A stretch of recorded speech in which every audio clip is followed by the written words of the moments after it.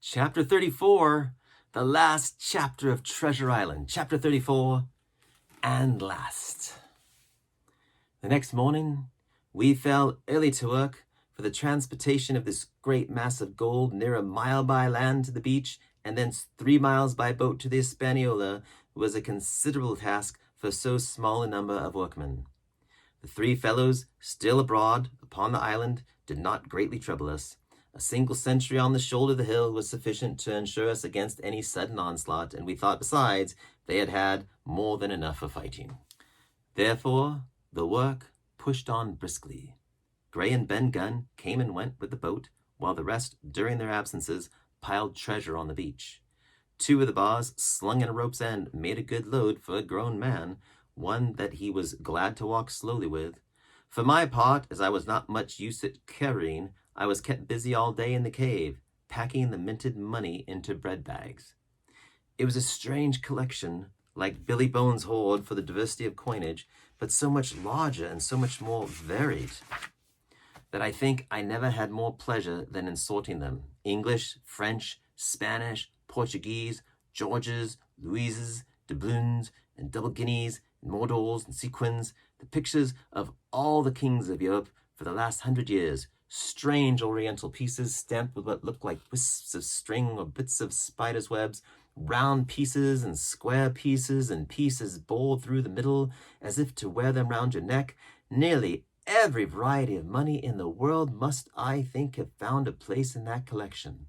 And for number, I am sure they were like autumn leaves, so that my back ached with stooping and my fingers with sorting them out. Day after day this work went on. By every evening a fortune had been stowed aboard, but there was another fortune waiting for the morrow, and all this time we heard nothing of the 3 surviving mutineers.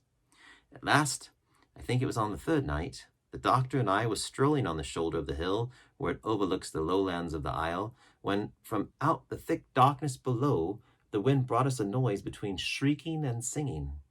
It was only a snatch that reached our ears, followed by the former silence. "Heaven forgive them," said the doctor. "'Tis the mutineers." "All drunk, sir," struck in the voice of Silver from behind us. Silver, I should say, was allowed his entire liberty, and in spite of daily rebuffs, seemed to regard himself once more as quite a privileged and friendly dependent. Indeed, it was remarkable how well he bore these slights, and with what unwearying politeness he kept on trying to ingratiate himself with all. Yet I think none treated him better than a dog, unless it was Ben Gunn, who was still terribly afraid of his old quartermaster, or myself, who had really something to thank him for, although, for that matter, I suppose I had reason to think even worse of him than anybody else. For I had seen him meditating a fresh treachery upon the plateau. Accordingly, it was pretty gruffly that the doctor answered him. "Drunk or raving," said he. "Right you are, sir," replied Silver, "and precious little odds which to you and me."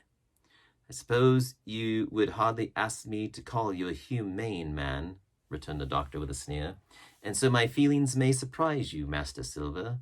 But if I were sure they were raving, as I am morally certain one, at least, of them is down with fever, I should leave this camp, and, at whatever risk to my own carcass, take them the assistance of my skill." "Ask your pardon, sir. You would be very wrong," quoth Silver. "You would lose your precious life, and you may lay to that. I'm on your side now, hand and glove, and I shouldn't wish for to see the party weakened, let alone yourself, seeing as I know what I owes you. But these men down there, they couldn't keep their word, no, not supposing they wished to, and what's more, they couldn't believe as you could." "Oh," said the doctor, "you're the man to keep your word, we know that." Well, that was about the last news we had of the 3 pirates. Only once we heard a gunshot a great way off, and supposed them to be hunting. A council was held, and it was decided that we must desert them on the island. To the huge glee, I must say, of Ben Gunn, and with the strong approval of Gray, we left a good stock of powder and shot, the bulk of the salt goat, a few medicines, and some other necessaries, tools, clothing, a spare sail, a fathom or 2 of rope, and, by the particular desire of the doctor, a handsome present of tobacco. That was about our last doing on the island. Before that, we had got the treasure stowed and had shipped enough water and the remainder of the goat meat in case of any distress, and at last, one fine morning, we weighed anchor, which was about all that we could manage, and stood out of North Inlet, the same colors flying that the captain had flown and fought under at the Palisade. The three fellows must have been watching us closer than we thought for, as we soon had proved. For coming through the Narrows, we had to lie very near the southern point, and there we saw all three of them kneeling together on a spit of sand with their arms raised in supplication. It went to all our hearts, I think, to leave them in that wretched state, but we could not risk another mutiny, and to take them home for the gibbet would have been a cruel sort of kindness. The doctor hailed them and told them of the stores we had left and where they were to find them, but they continued to call us by name and to appeal us, for God's sake, to be merciful and not leave them to die in such a place. At last, seeing the ship still bore on her course and was now swiftly drawing out of earshot, one of them, I know not which it was, leaped to his feet with a hoarse cry, whipped his musket to his shoulder, and sent a shot whistling over Silver's head and through the mainsail. After that, we kept under cover the bulwarks, and when next I looked out, they had disappeared from the spit, and the spit itself had almost melted out of sight in the growing distance. That was at least the end of that, and before noon, to my inexpressible joy, the highest rock of Treasure Island had sunk into the blue round of sea. We were so short of men that everyone on board had to bear a hand, only the captain lying on a mattress in the stern and giving his orders, for though greatly recovered, he was still in want of quiet.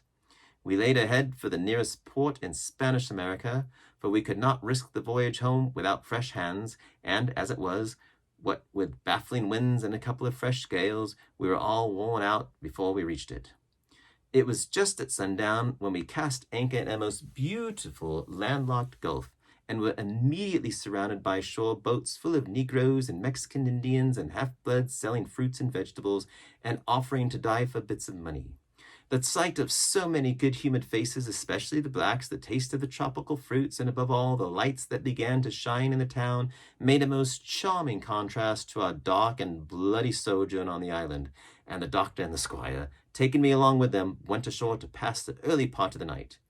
Here they met the captain of an English man-of-war, fell in talk with him, went on board his ship, and, in short, had so agreeable a time that day was breaking when we came alongside the Hispaniola.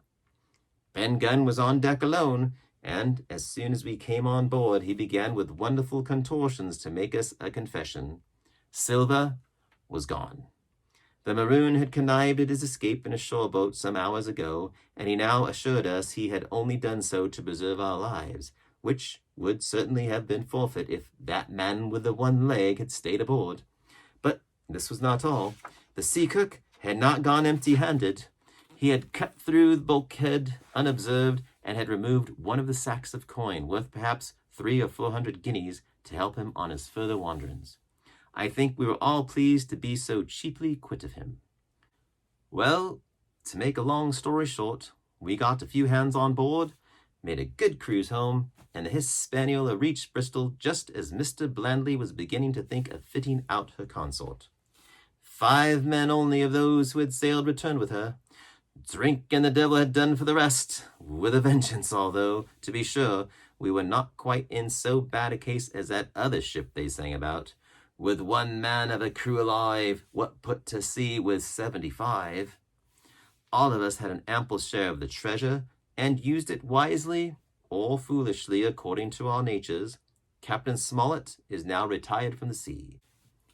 Gray not only saved his money, but being suddenly smit with the desire to rise, also studied his profession, and he is now mate and part owner of a fine, full-rigged ship, married besides, and the father of a family.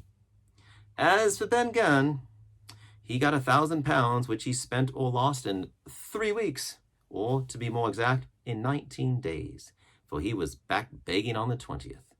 Then he was given a lodge to keep, exactly as he had feared upon the island, and he still lives, a great favorite, though something of a butt, with the country boys, and a notable singer in church on Sundays and saints' days. Of Silver, we have heard no more. that formidable seafaring man with the one leg, has at last gone clean out of my life, but I dare say he met his old negress and perhaps still lives in comfort with her and Captain Flint. It is to be hoped so, I suppose, for his chances of comfort in another world are very small. The bar silver and the arms still lie, for all that I know, where Flint buried them, and certainly they shall lie there for me. Oxen and wain ropes would not bring me back again to that accursed island, and the worst dreams that ever I have are when I hear the surf booming about its coasts, or start upright in bed with the sharp voice of Captain Flint still ringing in my ears. Pieces of 8! Pieces of 8! The End of Treasure Island by Robert Louis Stevenson.